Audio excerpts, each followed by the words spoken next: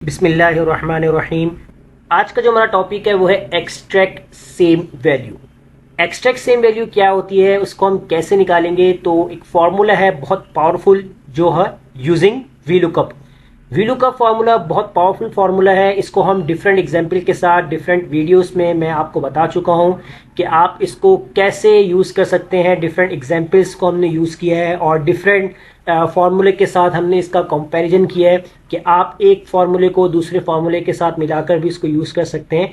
तो आज same value का जो कॉन्सेप्ट है वो वीलुकअप के थ्रू हम देखेंगे यहाँ पर। तो पहले तो मैं आपको यहाँ पर स्क्रीन पर जो डाटा नज़र आ रहा है तो ये मैं आपको समझा दूंगा कि आप अपने डाटा को कैसे फाइंड करेंगे। अब आपके पास एक रिकॉर्ड है जिसमें मैंने एक शॉर्ट रिकॉर्ड बनाया हुआ है जिसमें नेम्स हैं, स्टेट है और टारगेट है। अब रिकॉर्ड कुछ भी हो सकता है, किसी तरीके का भी हो सकता है। 3 कॉलम से ज़्यादा आपके पास 8 हो, 10 हो, 15 हो, या रॉज आपके पास अभी यहाँ पर शॉर्ट है आपके पास 100 रॉ हो, 500 हो या 1000 रॉ। आपका जो डाटा है आपका प्रॉपर, अगर आपने फॉर्मूला या कंडीशन सही लगाई होगी तो वो बिल्कुल प्रॉपर आपको निकाल के दिखाएगा। अब इसमें देखें आपके जो नेम्स हैं जिसमें नाम हमारे पास है, सलमान है, फहद है, अहमद है। तो कुछ नेम हमने बार बार किए हैं। अब उनकी स्टेट वाइज है कि स्टेट में कितना टारगेट है और फहद का नॉर्थ स्टेट में कितना टारगेट है, वेस्ट में कितना टारगेट है। अब यहाँ हम क्या काम कर सकते हैं कि आप ये देखें कि अगर आपके पास जो है आपका सेल्स में सलमान है। अब मैं अपने पूरे इस डेटाबेस के अंदर देखूंगा कि सलमान ने 50 टारगेट किया हुआ है, ईस्ट में किया हुआ है। फिर मैं देखूंगा ईस्ट में सलमान ने 100 टारगेट किया हुआ है, फिर सलमान ने नॉर्थ में 200 टारगेट किया हुआ है। लेकिन ये मुझे ना अपने डेटाबेस में ढूंढना पड़ेगा। लेकिन मैं ऐसा काम करूं यहाँ पर कि जब मैं सलमान का नेम लिखूं तो सलमान के जितने भी रिकॉर्ड्स होंगे, चाहे कोई भी स्टेट में हो और जितना टारगेट हो, वो तमाम मुझे यहाँ पर निकाल के दिखा दें। तो उसके लिए हम क्या करेंगे यहाँ पर, तो वो काम करने से पहले आपको एक काम करना होगा जो कि मैं यहाँ इस वाले कॉलम में करने जाऊँगा। तो वो आपको पहले समझना है, उसके बाद ही हम ये वाला काम स्टार्ट करेंगे। सबसे पहले हम क्या कर लेते हैं, थोड़ा सा मैं कॉलम का साइज जो है वो इंक्रीज कर लेता हूँ। ये सिर्फ समझाने के लिए कर रहा हूँ, बाद में हम इसको शॉर्ट कर देंगे। अब यहाँ आपने फॉर्मूला लगाना है। फॉर्मूला किस तरीके से लगाएंगे, आप लगाएंगे इक्वल, और इक्वल के बाद आप सबसे पहले सिलेक्ट करेंगे ये वाला सेट। इसको मैंने सिलेक्ट कर लिया यहाँ पर।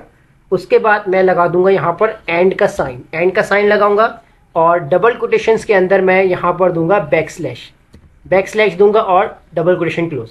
आप लाजमी नहीं कि बैकस्लैश दें, आप अंडरस्कोर भी लगा सकते हैं, माइनस भी लगा सकते हैं, इक्वल भी लगा सकते हैं। तो मैं फिलहाल बैकस्लैश को यूज़ किया है। और उसके बाद दोबारा से मैं एंड लगा लेता हूँ। और अब यहाँ पर फॉर्मूला अप्लाई करेंगे काउंट इफ। काउंट इफ का फॉर्मूला हमें कैसे यूज़ करना होता है, ये मेरी प्रीवियस वीडियो में बनी हुई है कि डिफरेंट काउंट इफ के फॉर्मूले के हवाले से। तो इसमें हम क्या करते हैं कि स्पेसिफिक जो होती है कोई भी वैल्यू होती है उसको काउंट करने के लिए यूज़ किया जाता है। तो मैं यहाँ पर काउंट इफ फॉर्मूला यूज़ कर रहा हूँ। अब यहाँ आपको करना क्या है, आपने इसी वैल्यू को दोबारा सेलेक्ट करना है जिसको मैंने यहाँ पर सेलेक्ट किया था, ये वाली D9 को। तो आप यहाँ पर D9 पे दोबारा से क्लिक करेंगे। उसके बाद आपने कॉलन लगाना है।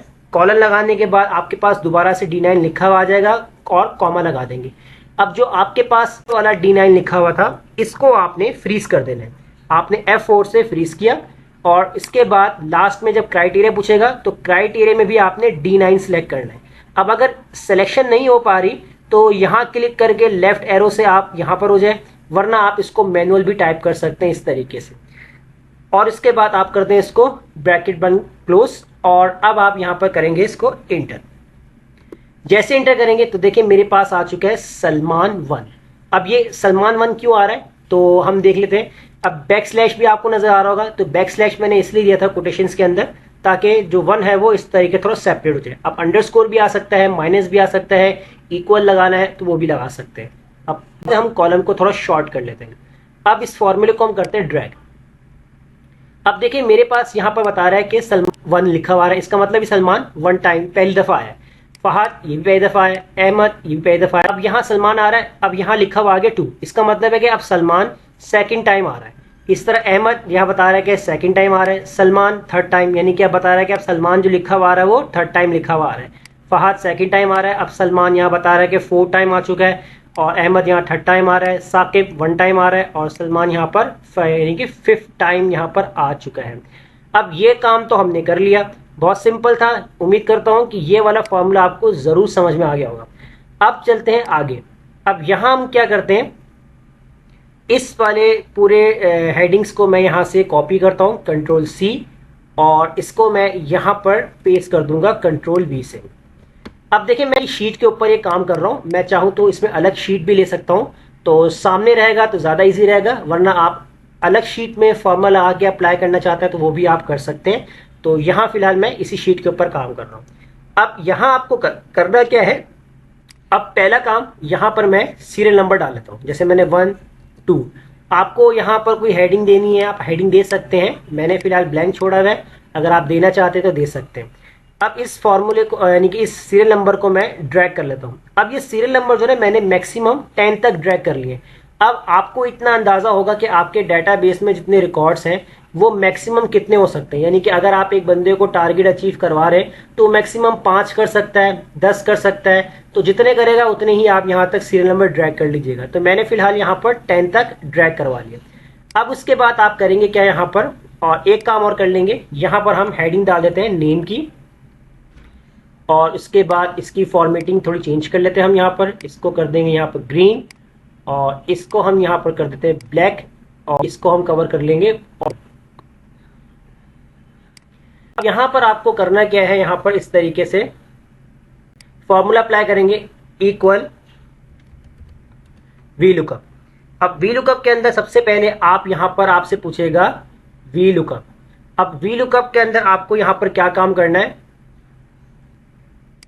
लुकअप वैल्यू आप ले लीजिएगा यहाँ पर, जहां पर आपको नेम सर्च करवाना है, ये आपकी हो जाएगी लुकअप वैल्यू, और इसे हम करेंगे लॉक। अब लॉक क्यों करें, क्योंकि ये फॉर्मूला हम ड्रैग करेंगे रॉ वाइज भी और कॉलम वाइज भी। तो मैं इसको कर दूंगा F4।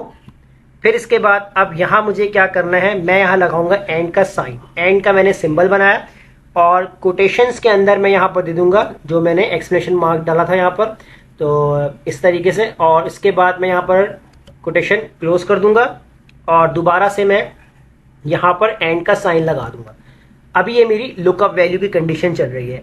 और इसके बाद अब यहाँ मुझे क्या करना है, मुझे दोबारा से यहाँ पर मुझसे पूछेगा कि यहाँ मैं सीरियल नंबर को सिलेक्ट करूंगा, तो ये मेरा लुकअप वैल्यू की कंडीशन मुकम्मल हो रही है।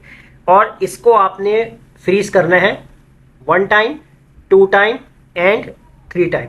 आप सिर्फ इसको कॉलम वाइज फ्रीज करेंगे, यानी कि ये सेल इस तरफ की तरफ मूव ना करे, सिर्फ नीचे की तरफ जाए। तो मैंने इसको इस तरीके से फ्रीज कर दिया, और अब मैं यहाँ पर लगा दूंगा कॉमा। अब मुझसे पूछेगा टेबल एरे, तो टेबल एरे में मैं क्या करूंगा, ये वाला कंप्लीट टेबल सेलेक्ट कर लूंगा। याद रखिएगा आपका टेबल एरे कंप्लीट होना चाहिए कहाँ से, जहां आपने एक कंडीशन भी लगाई थी, इसके साथ आपका टेबल एरे सेलेक्ट होना चाहिए। और इसको मैं F4 से लॉक कर दूंगा, फिर लगा दूंगा यहाँ पर कॉमा। अब यहाँ से पूछेगा कॉलम इंडेक्स। अब कॉलम इंडेक्स के लिए मुझे यहाँ नेम निकालना है, तो मैं देख रहा हूँ कि हमारे टेबल में से 1 और 2, नेम का कॉलम कौन सा है, कॉलम नंबर 2। लेकिन कॉलम नंबर अगर मैं 2 यहाँ पर इस तरीके से लिख लेता हूँ, तो मुझे हर फॉर्मूले के अंदर यहाँ कॉलम नंबर 3 या कॉलम नंबर 4 चेंज करना पड़ेगा। तो इससे बेहतर ये है कि मैं यहाँ पर कॉलम्स का जो है वो फॉर्मूला अप्लाई कर लेता हूँ। तो मैं कॉलम्स का फॉर्मूला यूज करूंगा यहाँ पर, और इसके बाद जो है यहाँ पर अब मैं एरे के अंदर क्या करूंगा, एरे के अंदर मैं सिलेक्ट करूंगा ये वाला सेल, ये जो हमारी हेडिंग्स डली हुई है इसके ऊपर टॉप पर मैं चला जाऊंगा, ये वाला सेल सेलेक्ट करूंगा यहाँ पर, और उसके बाद मैं यहाँ पर लगा दूंगा कॉलन। कॉलन लगाने के बाद आपके पास दोबारा से I7 लिखा हुआ आ जाएगा, तो आपने फर्स्ट वाले जो I7 के ऊपर आपने क्लिक करना है, इसको आपने F4 से लॉक करना है। F4 से लॉक कर देंगे। उसके बाद आप यहाँ पर क्या काम करेंगे, आप एक आगे वाला सेल की सिलेक्शन बनाएंगे, यानी कि I7 की जगह अब आप लेंगे यहाँ पर J7। तो आप यहाँ पर I को रिप्लेस कर दीजिएगा और यहाँ लिख लीजिएगा J7। तो ये देखें इस तरीके से आपकी सिलेक्शन बना देगा। फिर इसके बाद आप यहाँ पर जो है वो ब्रैकेट क्लोज करेंगे।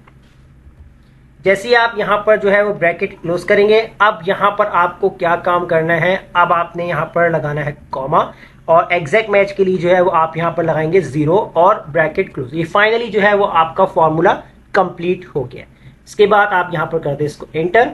अभी यहाँ मेरे पास एरर आ रहा है। एरर क्यों आ रहा है, क्योंकि अभी हमारे पास यहाँ पर कुछ लिखा हुआ नहीं है।